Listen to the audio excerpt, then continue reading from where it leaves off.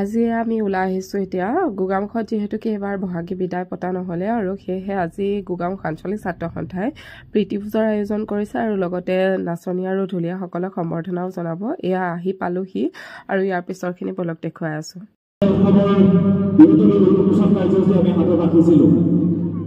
আমাৰ এই কাৰ্যসূচীৰ প্ৰতি সহায় জনাই গোগামুখ অঞ্চলৰ শ্ৰদ্ধাৰ অভিভাৱকসকলে তেখেতলোকৰ নাচনীসকলক ঢুলীয়াসকলক আমাৰ এই বিহুখনত জড়িত কৰাবৰ বাবে যি আমাৰ উৎসাহ যোগালে এই আপাৰতে আমি আটাইকে ধন্যবাদ জ্ঞাপন কৰিছোঁ। বিশেষকৈ বিহু নাচ কৰ্মশালাত প্ৰশিক্ষক হিচাপে আমাৰ মাজত উপস্থিত থাকে আমাৰ আটাইৰে সন্মানৰ মৰমৰ পল্লৱী বৰা ডাঙৰীয়া আমাৰ মাজত উপস্থিত আছে।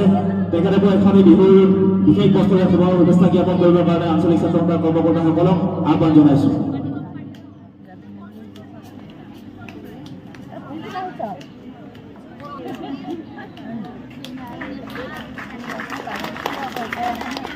ছাত্ৰ সন্থাৰ স্নেহ যাচিবৰ কাৰণে আমি বিহুৰ কাৰণে বিশেষ বস্ত্ৰ তৈয়াৰ কৰিছিলোঁ।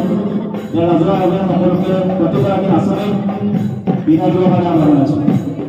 এফালৰ পৰা নিজৰ নিজৰ স্থানতে আপোনালোকে থাকিব। আমাৰ ছাত্ৰ সন্থাৰ কৰ্মকৰ্তাসকলে আপোনালোকক এই বস্তু পৰিধান কৰাব। সকলোৱে নিজৰ স্থানতে অৱস্থান কৰি থাকিবৰ কাৰণে আহ্বান।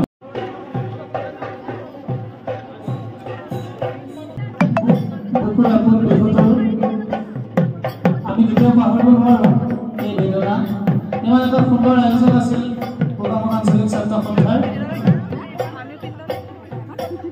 পৰিস্থিতি যেনেকৈ চলাই আমি তেনেকৈ চলিব লাগিব।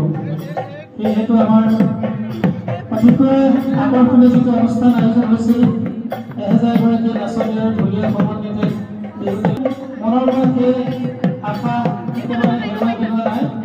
নিশ্চিতভাৱে আমি অহা বছৰলৈ সকলোকে লগ পাম আৰু সুন্দৰভাৱে আমি আমাৰ এই কাৰ্যসূচীটো চলাই দিম। বিশ্ব দৰবাৰত বিশ্বৰ মানৱতাত গোগামুখৰ পৰা কৃষ্ণায়িত হ'ব।